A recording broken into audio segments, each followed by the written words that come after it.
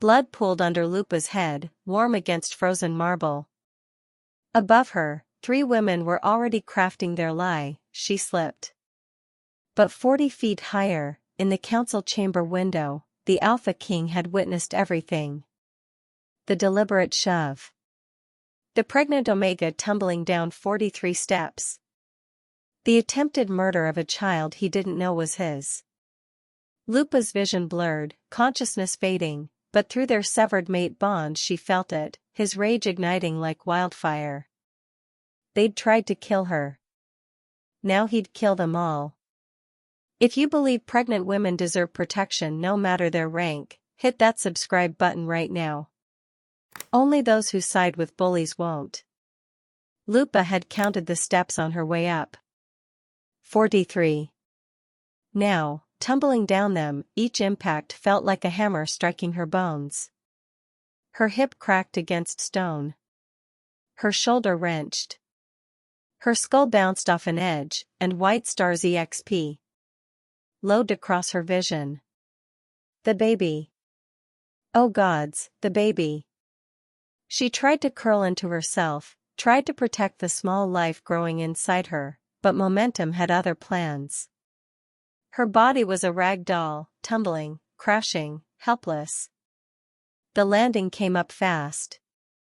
She hit it with a sickening thud that knocked the air from her lungs. Pain radiated through every nerve, sharp and consuming. Blood pooled warm beneath her head. The world swam in and out of focus. Through the haze, she heard gasps. Footsteps. Someone shrieking, she just fell. She slipped. Liar. Lupa's vision blurred, but she could make out the 3 women at the top of the stairs. Vera, Celine, and Mora, daughters of council members, polished predators in designer clothes. They'd never liked her. Even before the rejection, they'd looked at her like she was something rotting. Now they stared down at her with shock painted on their faces. But Lupa had felt Vera's hands on her shoulders. Had felt the deliberate shove. The council chamber doors burst open. Figures rushed down toward her. But one figure remained perfectly still at the top of the stairs, framed by the stone archway. Krevnar Howleth. Alpha King of the Northern Territories. Tall, broad-shouldered, dark hair catching the morning light. Even from this distance, even through the blood now dripping into her eyes, she saw his face. Expressionless. Carved from marble. But his eyes, those steel blue eyes that had once looked at her with something close to wonder, held devastation. Their gazes locked across the distance. And despite everything, the pain, the blood, the betrayal, she felt it. That cursed bond he'd tried to sever 3 months ago when he'd stood before the council and spoken words that shattered her world. You are not my mate. I reject this bond. Now the bond flared to life in her chest, sudden and violent, screaming through every fiber of her being, mate. Mate. Mate. Her hand moved to her stomach. Beneath the oversized sweater, still flat, still secret. No one knew. No one could know. The pack doctor reached her first, his hands gentle as he checked her pulse. Marcus. He'd confirmed the pregnancy just yesterday, his eyes full of pity that made her want to scream. Don't move her, Marcus barked at the others crowding around. His fingers pressed against her skull, came away red. Get a stretcher. Now. Lupa's lips moved, but no sound came out. Her vision was darkening at the edges, consciousness slipping away like water through cupped hands. She tried to hold on, tried to stay aware, but the darkness was warm and inviting and so much easier than the pain. Her last thought before the world went black was a prayer to the moon goddess she no longer believed in. Save my baby. Even if you won't save me. When consciousness returned, it came with the antiseptic smell of the pack infirmary.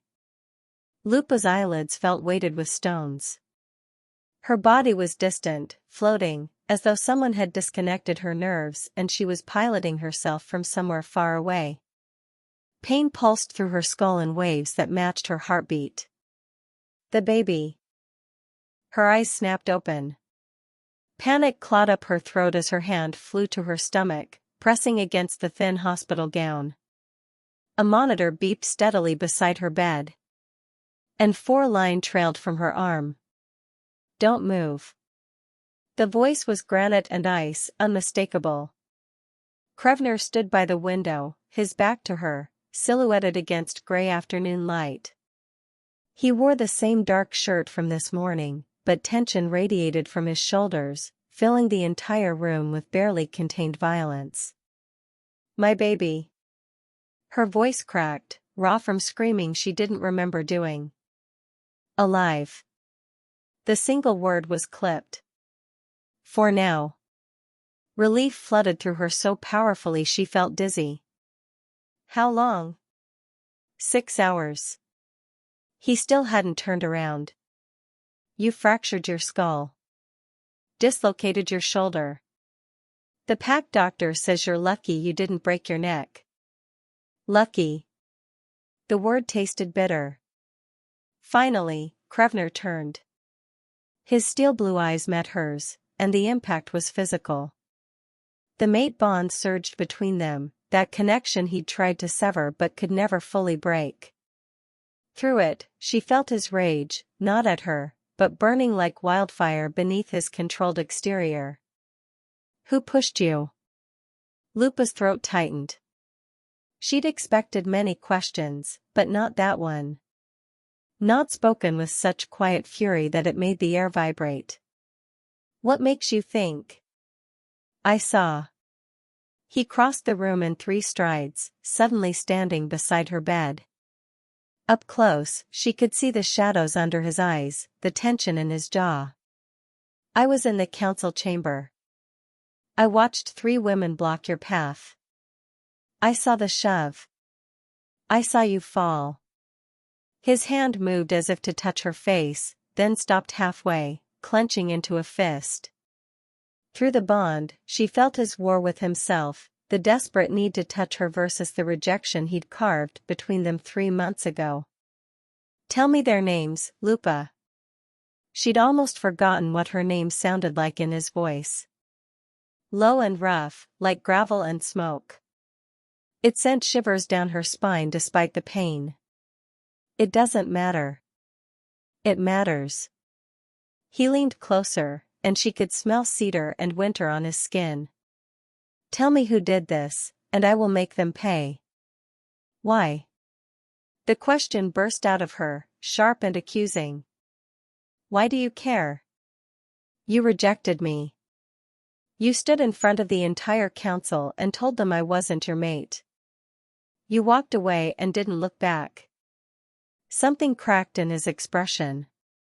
"I never said you weren't my mate." "You said." "I said the situation was impossible. That circumstances made our bond untenable. I never once said you weren't mine." His voice dropped lower, almost a growl.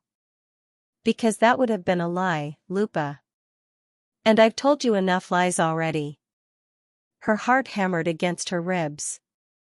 "Then why?" "Vera, Celine, and Mora." The names came from the doorway. Durin, Krevnar's beta and closest friend, stepped into the room. He held a tablet, his expression grim. "Security footage confirms all 3 were present." Vera initiated contact. The push was deliberate. Krevnar's eyes never left Lupa's face. "Is he right?" She wanted to lie. Wanted to protect herself from getting more entangled in pack politics and ancient grudges. But something in his gaze, that same devastation she'd seen when their eyes met as she lay bleeding, broke through her defenses. "Yes." The single word unleashed something in him. His wolf flashed in his eyes, gold overtaking the blue for just a heartbeat. When he spoke, his voice carried alpha command that made her bones vibrate. "Arrest them, All three. Attempted murder of a pack member. And then, he turned to his beta. Find out who else knew. Someone ordered this. Durin nodded and left without another word. The room fell into heavy silence. Krevnar stood beside her bed, close enough to touch but not touching, and the space between them felt like a chasm. There's something else, he said finally. The baby's father. Marcus needs to know for medical reasons.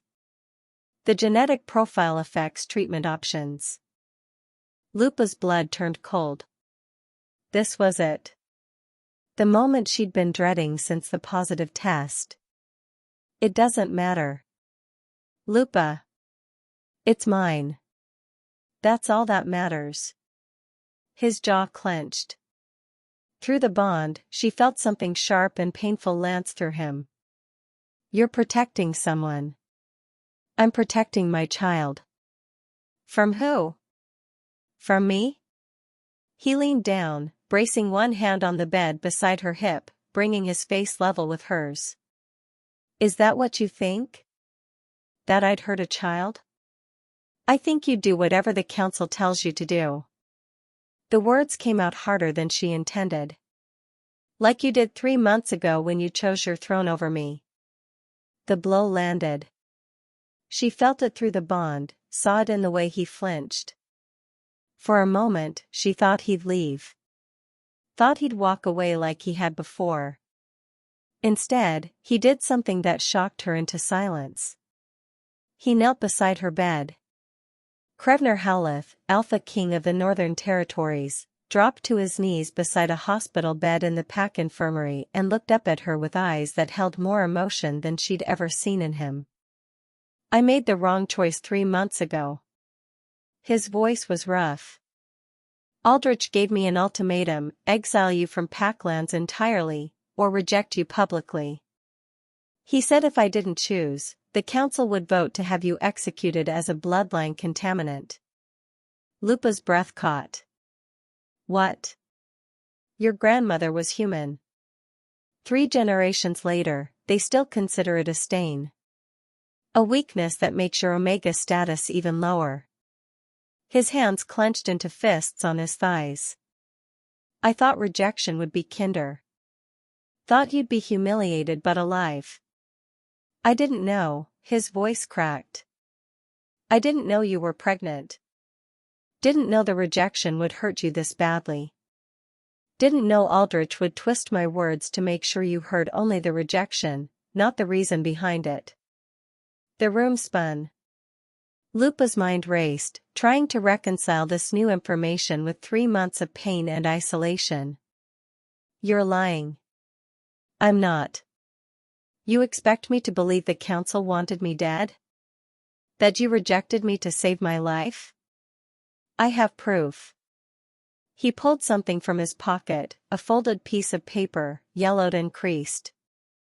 He handed it to her. Aldrich's original ultimatum. Signed by 7 council members. Dated 2 days before the rejection ceremony. With trembling hands, Lupa unfolded the paper. The words swam before her eyes. Regarding the unsuitable bond between Alpha King Krevnar Howleth and Omega Lupa Thornborn, the council demands immediate action. Either exile the Omega from all pact territories, or publicly sever the mate bond. Failure to comply will result in council vote for execution under ancient law, Article 47, Protection of Bloodline Purity. Her vision blurred with tears she refused to let fall. I chose wrong, Krevnar continued, his voice raw. I should have fought them. Should have trusted you to be strong enough to stand beside me against them. But I was a coward, Lupa. I chose the path that seemed easier, and I've regretted it every single day since. Then why didn't you tell me? Why let me think? Because Aldrich made sure we were never alone. Made sure every message I sent was intercepted. Made sure you heard only the rejection and none of the context. His hands moved as if to reach for hers, then stopped. And then I heard you'd left Packlands. That you'd disappeared. By the time I found you again, you were already pregnant, and I thought," he swallowed hard. "I thought you'd moved on. Found someone else." The pieces were falling into place, but they created a picture even more painful than before. "So you stayed away." "I stayed away because I thought that's what you wanted. What you deserved after what I'd done." He finally reached for her hand, his fingers warm and calloused against hers. "But seeing you on those stairs today, seeing you fall, and knowing I might lose you forever," his grip tightened. "I can't stay away anymore, Lupa.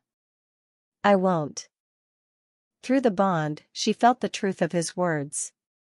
Felt his regret, his rage, his desperate need to make things right. But beneath it all, she felt something else, the question he was afraid to ask. "The baby isn't yours," she said quietly. His expression didn't change, but something died behind his eyes. "I see. The baby is yours." His head snapped up. "What?" "The baby is yours, Krevnar. You're the father." Her hand moved to her stomach. "That night 6 months ago, before everything went wrong. The baby is from then." For a moment, he simply stared at her. Then the bond between them exploded with so much emotion she gasped, shock, joy, terror, fierce protectiveness all tangled together. "You're sure?" "I'm sure." "Why didn't you tell me?" "Because you rejected me." The words came out sharper than she intended. "Because I was afraid of what the council would do. Because your own beta told me the council was debating forced abortion for contaminated bloodlines, and I couldn't risk," her voice broke. "I couldn't risk losing the only piece of you I had left." Krevnar made a sound that was half growl, half anguish. He rose from his knees and carefully, so carefully, sat on the edge of her bed. His hand covered hers on her stomach. "My child. Our child." Through the bond, through his hand on her stomach, through the lingering pain and exhaustion, Lupa felt something shift. Not forgiveness, that would take time. But the beginning of something. A crack in the wall between them. "They're going to try to kill me again," she said. "You know that, right? The council, the pack elites, they won't stop. Let them try." His voice carried alpha command that made her shiver. "I'll kill anyone who touches you." "That's not a solution. That's a war. Then we'll have a war." He leaned closer, his forehead nearly touching hers.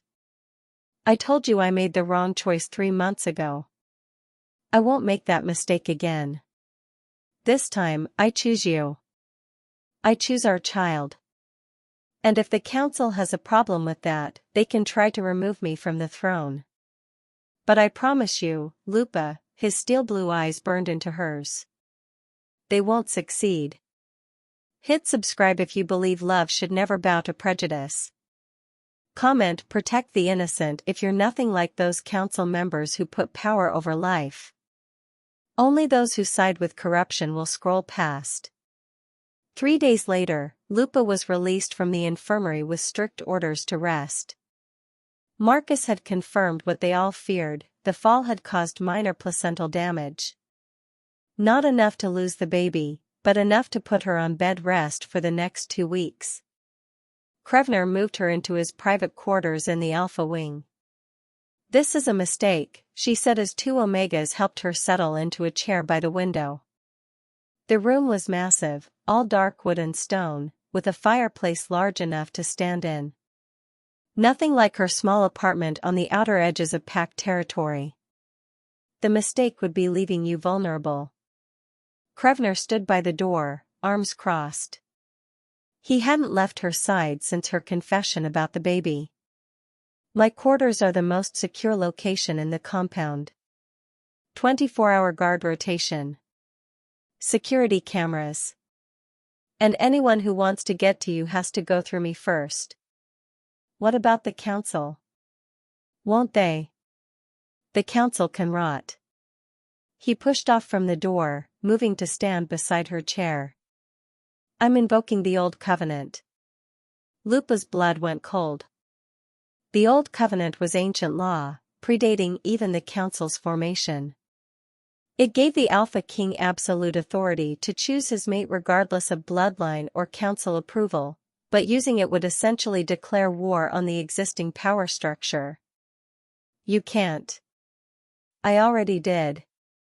Called an emergency session this morning. A grim smile touched his lips. You should have seen Aldrich's face. Krevnar, this is insane. The Old Covenant hasn't been invoked in over a century.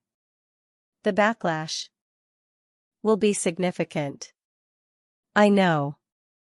He crouched beside her chair, bringing himself to eye level. But I'm done playing by their rules, Lupa. They've had control for too long. Time for change. Through the bond, she felt his absolute conviction.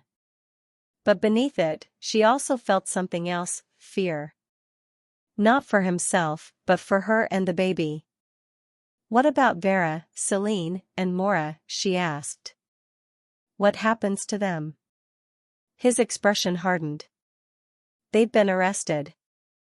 Awaiting trial. But we have a problem. Just one? They're claiming you fell. That the security footage is doctored. And their fathers on the council are backing them. He stood, pacing to the window. Without a confession or witnesses willing to testify, it's your word against theirs. Lupa's hands clenched in her lap. So they get away with it. Not if I can help it. A knock at the door interrupted them. Thurin entered, his expression grave. We have a situation. Another one? Krevnar's voice was dry.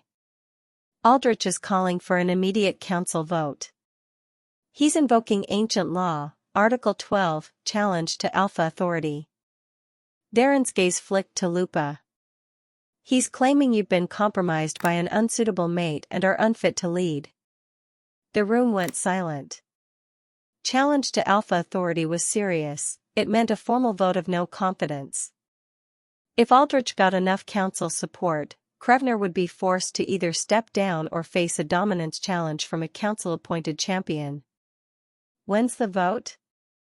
Krevnar asked, his voice calm despite the tension radiating from him. 3 days. He's giving you time to reconsider your position. Darren's tone made clear what he thought of that. He's also leaked information about Lupa's pregnancy to the pack. Rumors are spreading that the child is illegitimate. Lupa felt like she'd been punched. How did he? Marcus. Krevnar's jaw clenched. He's the only one who knew besides us.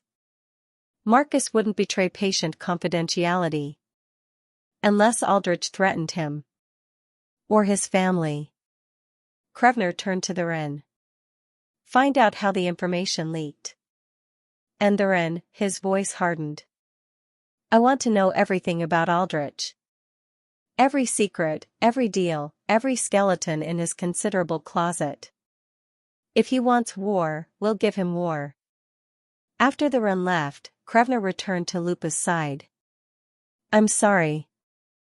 I should have protected you better. Stop apologizing.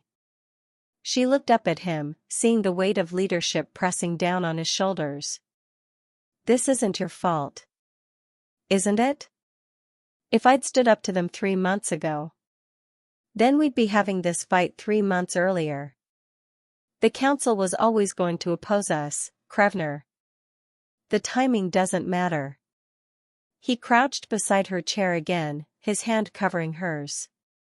I need to ask you something. And I need you to be honest. Her heart rate picked up. What? If this goes badly, if I lose the vote, if they force me to step down, will you still want me? His steel blue eyes searched hers. I'm asking if you're with me because I'm the Alpha King, or if you'd stay even if I lost everything. Lupa stared at him, speechless. After everything, the rejection, the pain, the 3 months of isolation, he was asking if she loved him for his throne? You're an idiot, she said. He blinked. What? You're an absolute idiot. She reached up, cupping his face with both hands. I never cared about your throne, Krevnar. When we met, before any of this pack politics nightmare, what did we do? His expression softened. We went for walks in the forest. We talked about books. About philosophy. About whether the moon goddess actually existed or if she was just a story wolves told themselves to feel less alone. Her thumbs brushed his cheekbones. You told me about losing your mother when you were 12. About the pressure of being Alpha King. About feeling like you were constantly performing for an audience that would never be satisfied. I remember. And I told you about growing up with human blood, about being called tainted my entire life. About wanting to prove I was more than my bloodline. She leaned forward until their foreheads touched. We connected as people, Krevnar. Not as Alpha King and Omega. Just us. Through the bond, she felt his walls crumbling. Felt the raw vulnerability he kept hidden behind Alpha Command. I don't deserve you, he whispered. Probably not. But you're stuck with me anyway. She pulled back enough to meet his eyes. So stop asking stupid questions and start figuring out how we're going to survive the next 3 days. A genuine smile crossed his face, the first she'd seen since before the rejection.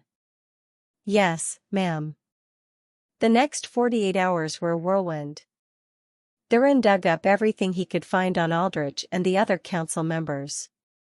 Krevnar called in favors from allied packs.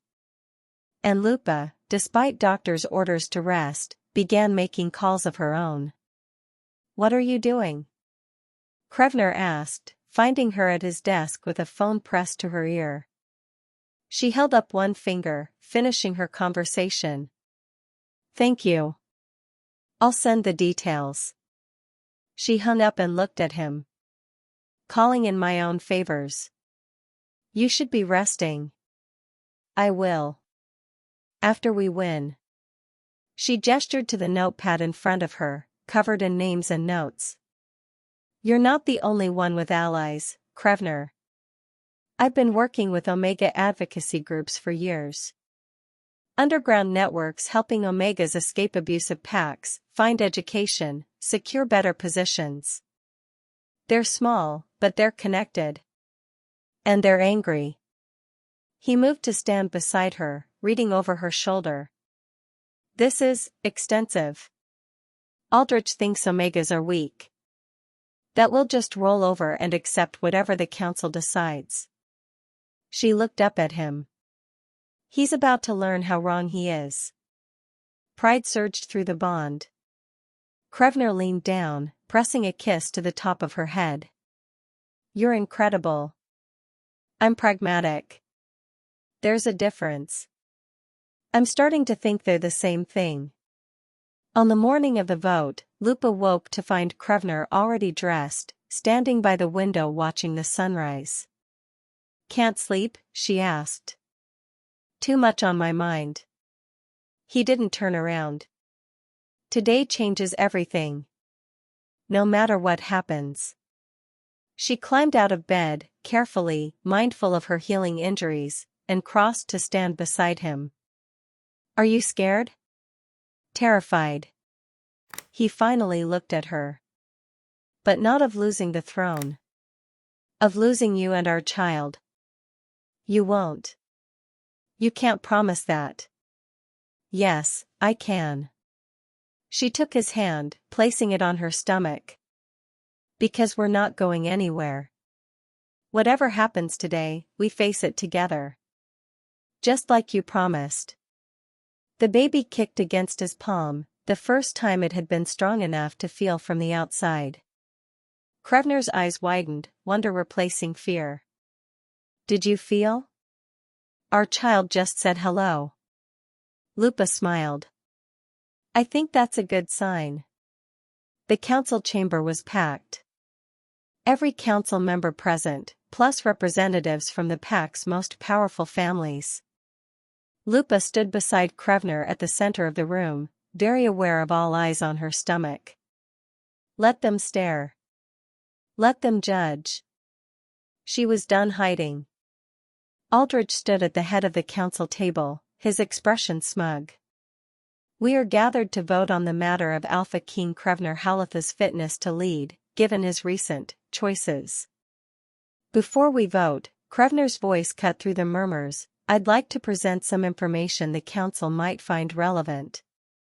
Durin stepped forward, handing out folders to each council member. Aldrich's smugness faltered as he opened his.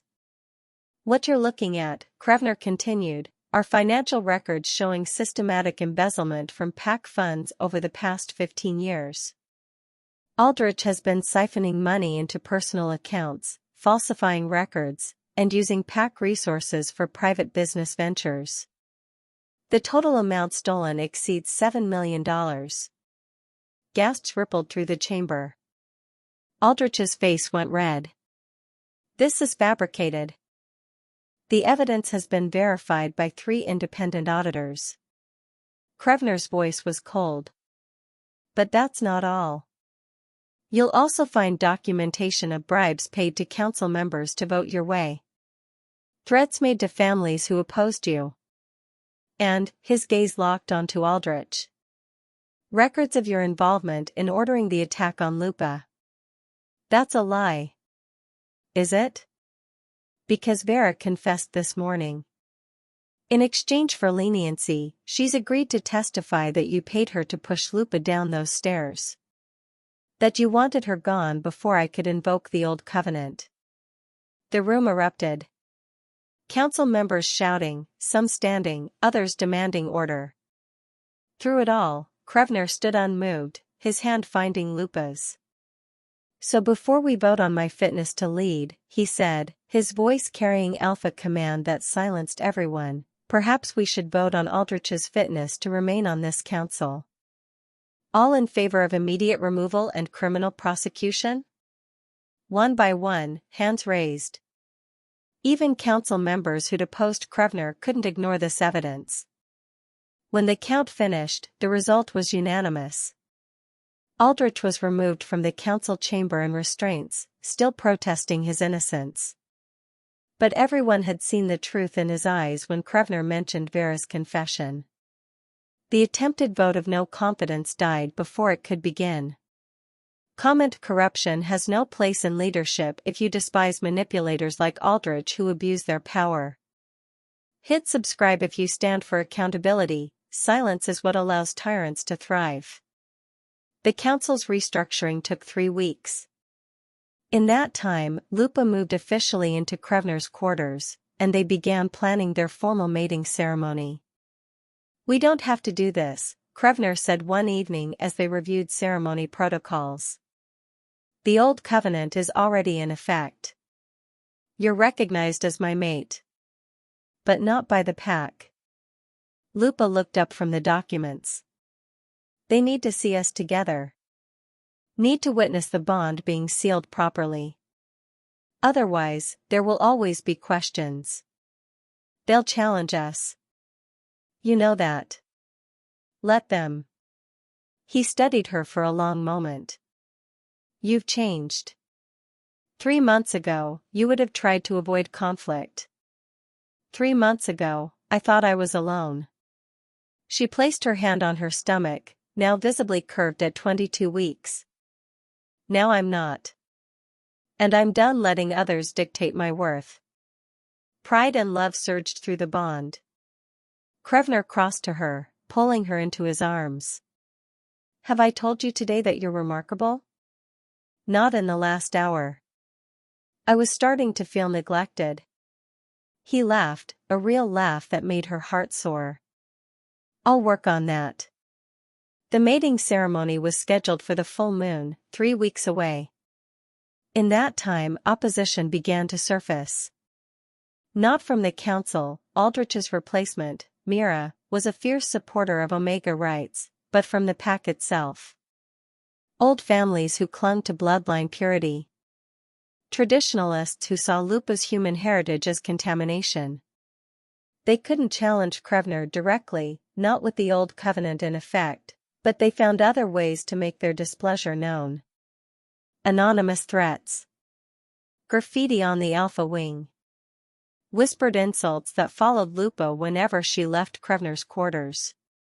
"We should postpone," she said one morning after finding another threatening letter slipped under their door. "No." Krevnar crumpled the letter, his eyes flashing gold. "They want us to hide.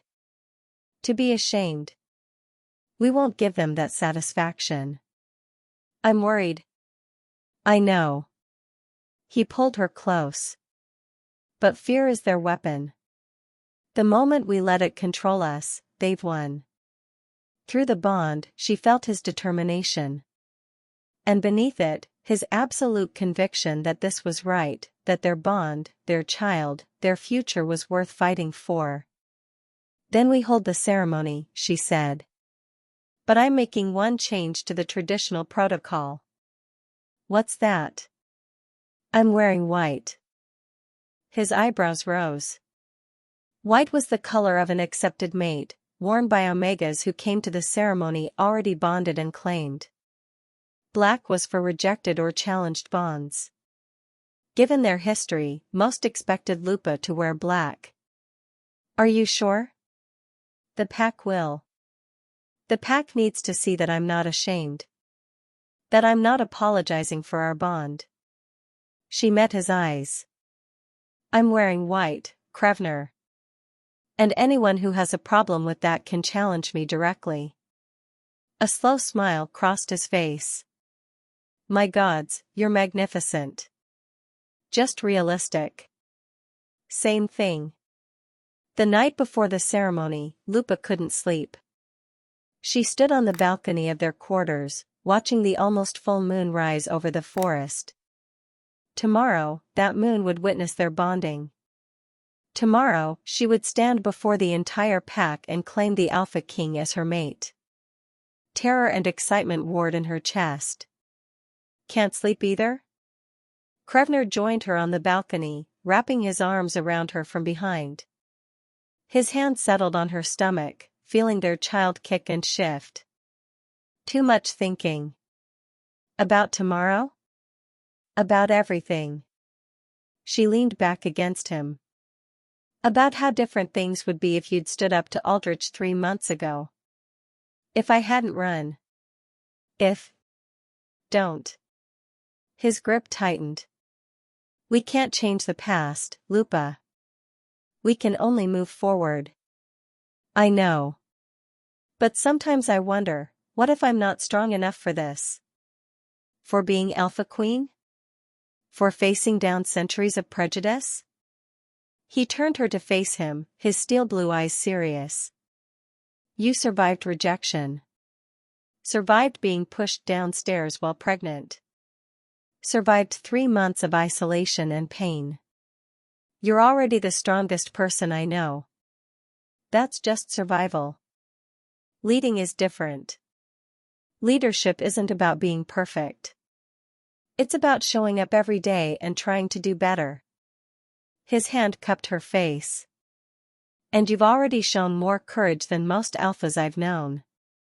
Tomorrow, you'll show the pack what I already see, that you're exactly where you belong."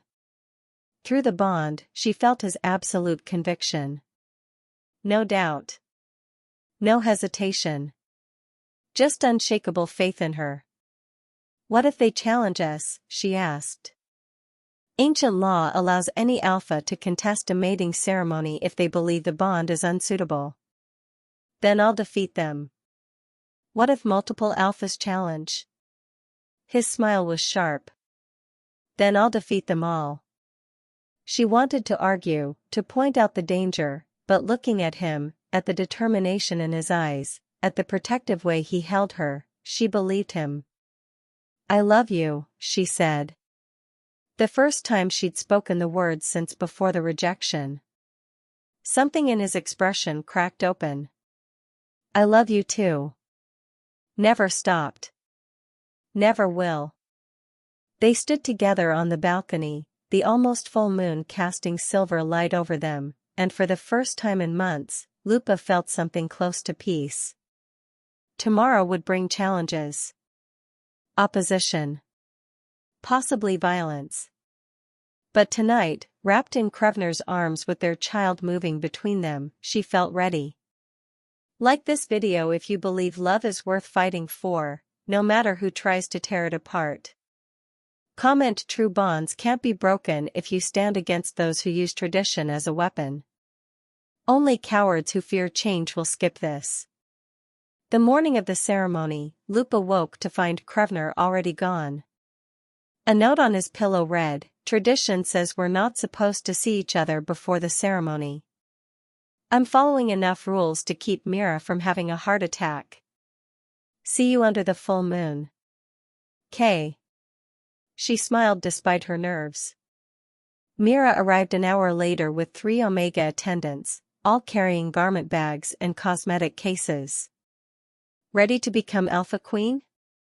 Mira asked, her expression warm but businesslike. As ready as I'll ever be. Good. Because we have a lot of work to do. The preparation took hours. Bathing in water infused with ceremonial herbs. Hair styled in intricate braids woven with silver thread. Makeup that accentuated rather than concealed, Mira insisted that Lupa should look like herself, just enhanced. Finally, the dress. Lupa stood in front of the mirror as 2 attendants helped her into it. The white silk caught the light, flowing like water over her curves. The design accommodated her pregnancy without hiding it, instead, it celebrated the life growing inside her. Perfect, Mira breathed. The pack won't know what hit them. Some of them will know exactly what hit them, Lupa said dryly. White means I'm already claimed. Already bonded. They'll see it as arrogance. They'll see it as confidence. Mira adjusted the dress's shoulders. And confidence from an Omega scares them more than anything else. A knock at the door announced Theron's arrival. His eyes widened when he saw Lupa. Wow. That good or bad? That's going to give Krevnar a heart attack. The good kind. He offered his arm. Ready? The ceremony starts in 20 minutes. The walk to the ceremonial clearing felt both endless and too short. Pack members lined the path, some bowing respectfully, others whispering behind their hands. Lupa kept her chin high, refusing to show fear. The clearing was lit by hundreds of torches, the full moon rising above the trees. The pack formed a circle around the central ceremonial space, where Mira waited in her role as elder priestess. And in the center, wearing traditional black ceremonial robes, stood Krevnar. Their eyes met across the distance. Through the bond, she felt his shock, his awe, his overwhelming love. He'd expected her to wear white, but seeing her, was clearly different than imagining it. You're trying to kill me, his thought came through the bond. You'll survive, she said back. Theron escorted her to the center of the circle, then stepped back to join the pack. Lupa stood before Krevnar, very aware of every eye on them. Mira began the ancient words. We gather under the moon's witness to seal a bond between Alpha King Krevnar Howleth and Omega Lupa Thornborn. This bond has been contested and challenged. Yet it endures. The Alpha King has invoked the Old Covenant, claiming his right to choose his mate regardless of bloodline or council approval. Murmurs rippled through the crowd. Some approving, others hostile. The Old Covenant is ancient law, Mira continued, predating even the Pack Council's formation. It requires 3 elements: public declaration, willing acceptance, and the moon's blessing. She turned to Krevnar. Alpha King, do you claim this Omega as your true mate? I do. His voice carried to every corner of the clearing. Lupa Thornborn is my mate, chosen by bond and blood. I claim her before moon and pack, despite all opposition. And do you understand that this choice may be challenged? That your authority may be questioned? I understand. Let anyone who opposes us step forward now. Silence. Tense and heavy. Then, from the edge of the crowd, a figure pushed through. Tall, powerfully built, with red-tinted eyes that marked him as something other than a normal alpha. Lupa's blood went cold. I challenge this bond. Krevnar's body went rigid. Damon Blackwood. I thought your bloodline was extinct. The newcomer smiled, sharp and dangerous. Not extinct. Merely waiting. His gaze fixed on Lupa. The old covenant has a counterbalance, a challenge clause. If any alpha of royal blood contests the claim during the ceremony, they have the right to fight for the Omega's hand. You're not pack, Mira objected. You have no right. The Blackwood line was royal before the Howleths. Damon pulled out a scroll, yellowed with age. Our blood is as pure. Our claim is ancient. The law is clear, during a contested mating ceremony, any royal-born alpha may issue challenge. The Omega chooses which alpha she wishes to fight for her. Then the alphas battle. Winner claims the mate. Horror washed through Lupa. This was wrong. Ancient law or not, being fought over like a prize felt degrading. I refuse the challenge, she said. I've already chosen. Under duress, Damon replied. You chose the man who rejected you. Who let you suffer for months? Is that really choice, or just fear of being alone? The words hit harder than she wanted to admit. Because part of her, a small, buried part, did wonder if she'd chosen Krevnar because she truly forgave him, or because the mate bond made it impossible to walk away. Don't listen to him, Krevnar said. But he wasn't looking at Damon. His eyes were on Lupa, and in them she saw fear. Not of the fight, but of losing her. Damon moved closer, though he was careful not to cross into Krevnar's immediate territory. I'm not asking you to love me, Lupa. I'm asking you to choose yourself. Choose a future where you're celebrated, not tolerated. Where your strength is an asset, not a shame to be hidden. What's your angle? Krevnar growled. Why do you really want her? Because she represents everything the old guard fears. Damon's expression turned serious. Human blood doesn't weaken. It adapts. Evolves. Creates new strengths. Your child is proof. And if you choose me, I will build a new pack where bloodlines don't matter. Where Omegas aren't judged by their ancestry. The offer was tempting in a way that terrified her. A world without the council's disdain. Without whispers of tainted following her everywhere. But at what cost? You're offering fantasy, Lupa said. A pack built on vengeance and broken laws. Better chaos than tyranny. No. She turned to face the entire pack, her voice carrying. Better change than either. Better evolution than revolution. She placed her hand on her stomach, feeling their child move. I was pushed downstairs because some pack members believe human blood makes me weak. But my baby survived what should have killed it. The pack doctor confirmed the protective response was stronger than anything he'd seen in pure-blooded wolves. So I ask you, who's really weak here? The bloodlines that cling to outdated purity laws? Or the mixed blood that proves adaptation is strength? Silence fell. Then, from somewhere in the crowd, a young wolf began to clap. Then another. The sound spread until half the pack was applauding. Lupa turned back to Damon. I appreciate your offer. But I'm not choosing Krevnar because I'm afraid. I'm choosing him because we're building something together, a pack where worth is earned, not inherited. Where change happens through law, not lawlessness. If you truly want to help Omegas, join us. Work within the system to change it. But don't ask me to abandon everything for a promise of freedom that sounds suspiciously like isolation. Damon studied her for a long moment, then inclined his head. You're wiser than I gave you credit for. Very well. I withdraw my challenge. He looked at Krevnar. But know this, if you fail her, if you let the old guard tear her down, I'll be waiting. He melted back into the crowd, disappearing as suddenly as he'd appeared.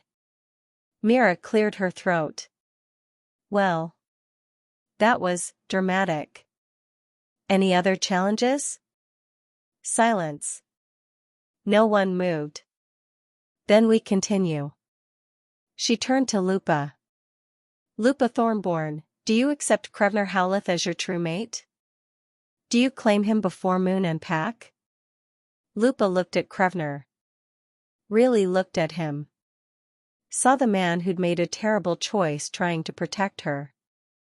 The man who'd stood vigil for 3 days while she lay unconscious. The man who was willing to lose everything for a chance to make things right. She saw the father of her child. Her true mate. Her future. I do. The words came out clear and certain. I accept Krevnar Howleth as my mate. I claim him before the moon, before the pack, before any who would challenge us. And I will stand beside him, not behind him, as we face whatever comes. The bond between them exploded to life. Not the painful, severed thing it had been, but whole and blazing. Power flooded through her, the mate bond completing in a rush that made her knees weak. Krevnar caught her before she could fall, his arms steady and sure. I've got you. I know. Vera raised the ceremonial bowl. The bond is acknowledged by both parties. Now we await the moon's blessing. She poured silver liquid onto the ground at their feet. Ancient ritual, meant to show whether the moon goddess accepted the bond. For a moment, nothing happened. Then the liquid began to glow. Soft at first, then brighter, until it shone like captured moonlight. The glow spread through the ground, forming patterns that looked like roots growing, connecting, spreading. Gasps rippled through the crowd. The moon goddess accepts the bond, Vera said, her voice awed. The ceremony is complete. Krevnar pulled Lupa into his arms, kissing her in front of the entire pack. Through the bond, she felt his joy, his relief, his absolute commitment. We did it, he thought. We survived, she corrected. Same thing. If you believe in standing up to those who try to tear others down, subscribe now. Comment love over prejudice if you're nothing like the cowards who hide behind tradition to justify hate. Only those who support oppression will stay silent. 3 months after the ceremony, Lupa stood in the council chamber, 7 months pregnant and refusing to let anyone treat her like she was fragile. The Eastern Coalition is sending representatives, Thurin said, laying out reports on the table. They're calling it a diplomatic visit, but we all know it's a power play. They want to assess whether our reforms have made us weak. Let them come. Lupa's voice was calm. Let them see exactly how strong we are. Krevnar moved to stand beside her, his hand finding the small of her back. Through the bond, she felt his pride mixed with concern. You're 7 months pregnant. Maybe you should. Should what? Hide? She sent back. That's exactly what they expect. The weak Omega who got lucky. I won't give them that satisfaction. The meeting that followed was tense. The council had been restructured, Aldrich and his supporters removed, replaced by wolves who supported reform. But old prejudices died hard, and several members still looked at Lupa with barely concealed resentment. The Eastern Coalition represents 12 packs, Marcus said carefully. He'd been reinstated after proving Aldrich had threatened him to leak Lupa's pregnancy. If they unite against us, then we face them united ourselves. Lupa cut through the murmurs. We knew this would happen. Knew that changing centuries of tradition would create enemies. But we don't back down. We show them that our pack is stronger because of our reforms, not weaker. How? A young alpha named Silas asked. How do we prove that in 1 week? Lupa's mind raced. Then an idea struck, risky, potentially disastrous, but powerful if it worked. We hold a demonstration. We invite every pack in the Northern Territories, including the Eastern Coalition. We show them our training programs, our Omega integration initiatives, our new strength assessment protocols that measure ability over bloodline. She placed her hand on her stomach. And we introduce them to the next generation. Proof that mixed blood doesn't weaken, it evolves. Silence fell. Through the bond, she felt Krevnar's alarm. That's putting a target on you and the baby. The target's already there, she sent back. At least this way we control the narrative. It's risky, Durin said slowly. But it could work. Nothing speaks louder than results. Another council member spoke up. Inter-rank cooperation is up 40% since the reforms. Territory defense drills show increased efficiency. Omega participation in pack activities has tripled because they're no longer afraid of being judged. Because we've created an environment where worth is earned, not inherited, Lupa said. The numbers prove it. Now we just need to show the coalition. Krevnar studied her for a long moment, then nodded. We do it. 1 week. Full transparency. Let them see everything, our vulnerabilities and our strengths. If they still choose to challenge us after that, at least it will be an informed decision. The meeting dissolved into planning, logistics, security, presentations. Lupa contributed where she could, but exhaustion was creeping in. The baby's movements had gentled, and she recognized the signs of her body demanding rest. Krevnar noticed immediately. You're done for today. She wanted to argue, but a particularly strong contraction, practice, not labor, but uncomfortable nonetheless, made her wince. Fine. But I want updates. You'll have them. Back in their quarters, Krevnar helped her settle onto their bed. His hand moved instinctively to her belly, feeling the baby kick. What if I'm wrong? Lupa asked quietly. What if inviting them here just gives them ammunition to use against us? Then we'll deal with it. His fingers traced gentle patterns over her stomach. But I don't think you're wrong. I've watched you these past months, Lupa. Watched you transform from someone who thought she had no power to someone who wields it like a weapon. You've changed this pack. Changed me. You'll change them too. I'm terrified. I know. He lay down beside her, pulling her close. But you're also the woman who stood in front of the council and demanded equality. Who walked into a ceremony in white knowing you'd face hatred. Who chose evolution over escape. Terror hasn't stopped you yet. She felt the baby kick against both their hands, a reminder of what they were fighting for. If anything happens to me during the coalition visit, nothing will. But if it does. She turned to face him. Promise me you'll keep fighting. Keep the reforms.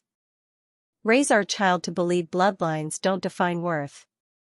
His expression turned fierce. Nothing will happen to you.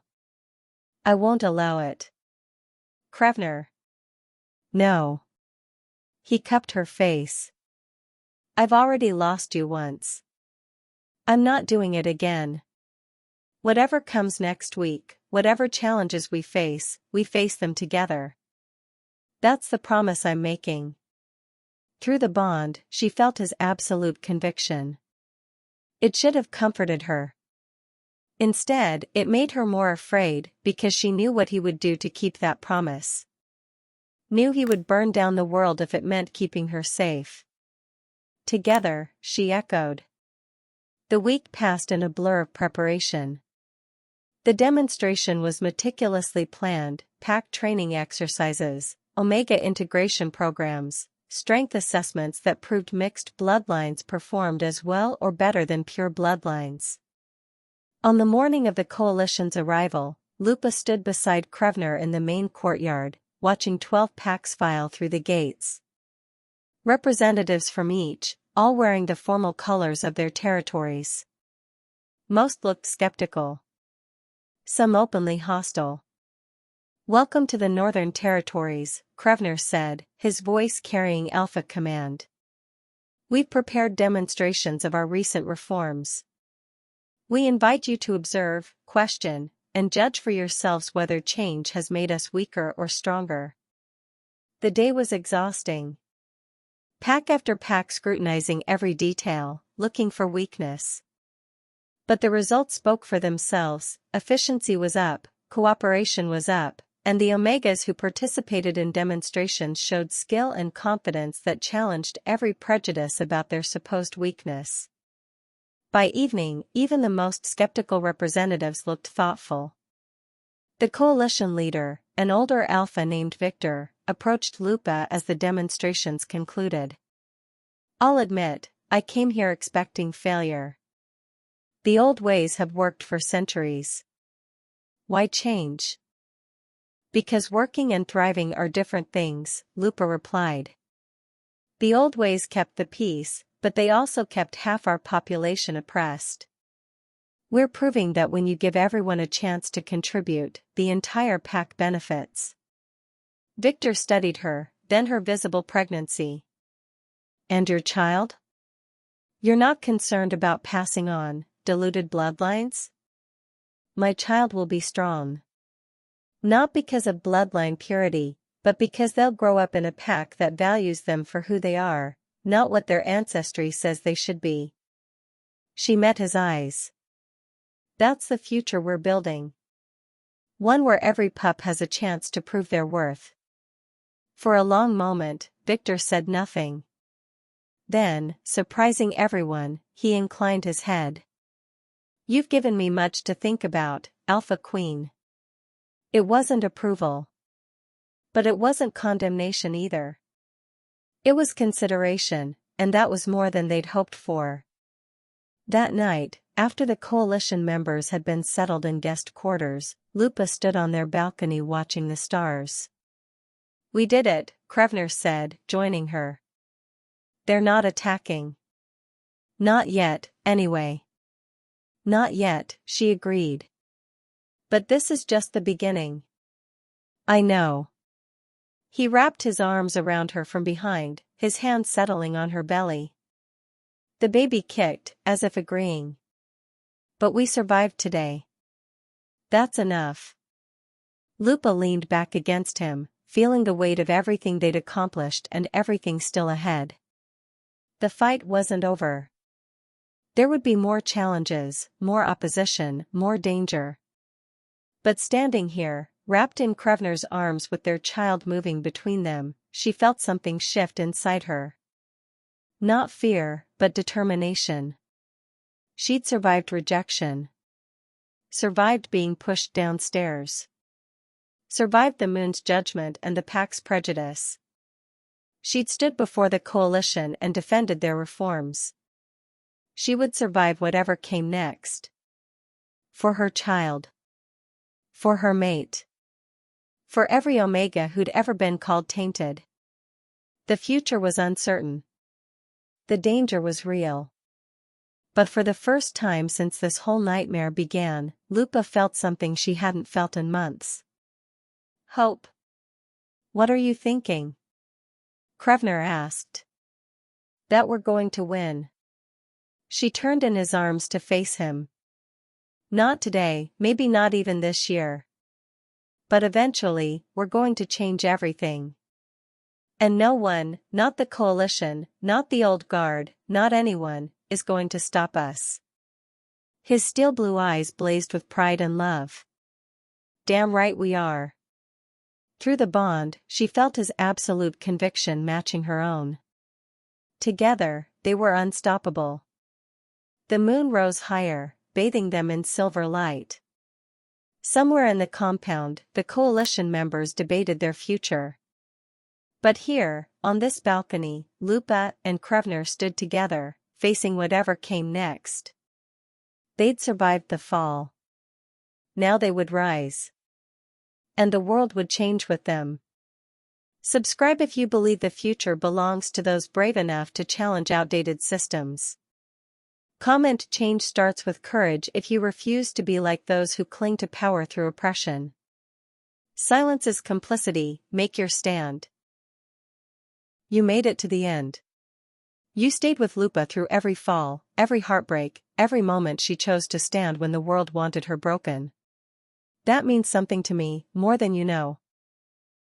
I pour my heart into these stories because I believe love should empower us, not diminish us. And the fact that you're still here, listening to the very last word? That tells me you believe it too. I have another story waiting for you. One that'll make your heart race even faster, make you feel even deeper. It's about a woman who thought she lost everything, until she realized she was everything. Click the video on your screen right now. Trust me, you don't want to miss this one. And here's something I've been wondering, where in the world are you listening from? I imagine some of you curled up in bed, others driving home from work, maybe someone washing dishes or folding laundry while my voice keeps you company. I want to know. Drop your city or country in the comments below. Register your presence. Let me know I'm not just speaking into the void, that you're really there, feeling these stories with me. Because every time you comment, every time you let me know you're here, it reminds me why I do this. You're not just viewers. You're my story family. So, where are you watching from? Don't be shy. Say hello. I'll see you in the next story.